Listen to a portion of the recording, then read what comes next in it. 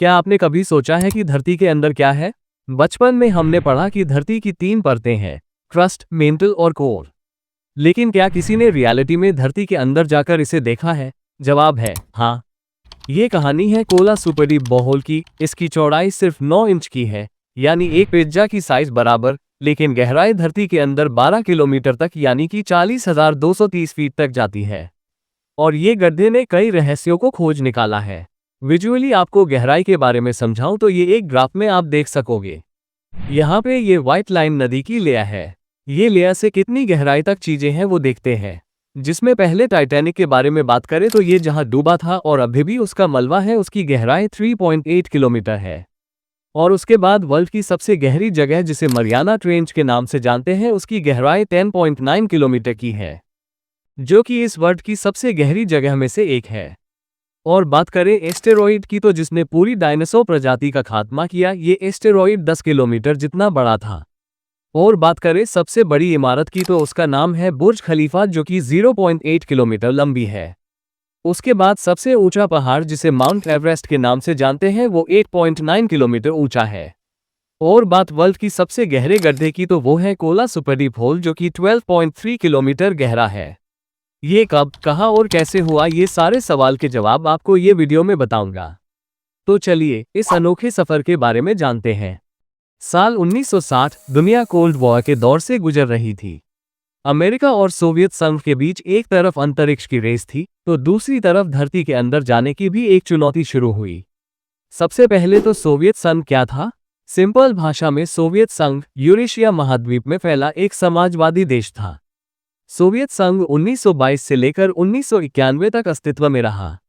अब रेस के दौरान अमेरिका ने प्रोजेक्ट मोहोल शुरू किया, जिसका लक्ष्य था धरती की क्रस्ट को पार करके मेंटल तक पहुंचना। लेकिन सोवियत संघ ने इस रेस में बाजी मार ली और कोला सुपरडीप बोरहोल बनाया। सोवियत संघ ने 1970 में रूस के कोला पेनिनसुला पर खुदाई शुरू की। ये जगह बर्फ से ढकी हुई और बेहद ठंडी थी, क्योंकि यहाँ धरती की क्रस्ट सबसे पतली थी, जिससे खुदाई करने में आसानी हो सकती थी। खुदाई के लिए एक विशाल ड्रिलिंग रिग का इस्तेमाल किया गया। ये रिग इतना शक्तिशाली था कि यह धरती की कठोर चट्टानों को आसानी से काट सकता था।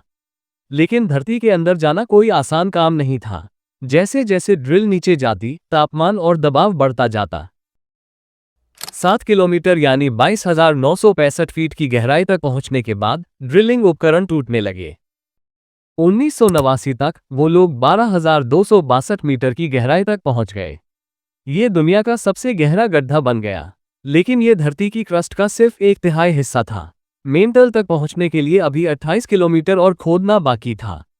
इतनी गहराई में सबसे बड़ा सवाल ये था कि वहां का तापमान 180 डिग्री सेल्सियस तक पहुंच गया, जो वैज्ञानिकों के अनुमान से कहीं ज्यादा था।